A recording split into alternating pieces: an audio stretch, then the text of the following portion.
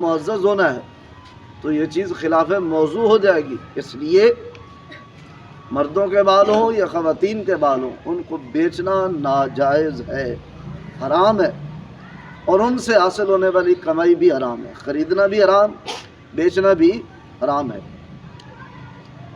یہ ایک علت میں نے ذکر کی ہے کہ انسانیت کی تکریم کی وجہ سے. دوسری علت یہ بھی ہے کہ تجارت ہوتی ہے مال کی، اور یہ انسان کے جو اجزاء ہیں یہ مال ہیں ہی نہیں، یہ مال نہیں ہے، اس لیے ان کی تجارت نہیں ہو سکتی.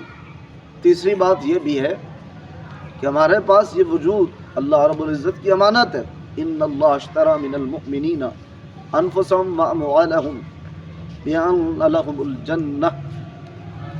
اللہ رب العزت نے مومنوں سے ان کے مال اور ان کی جانیں تو خرید لی ہیں اور بدلے میں جنت عطا کر دی. اب انسان اپنی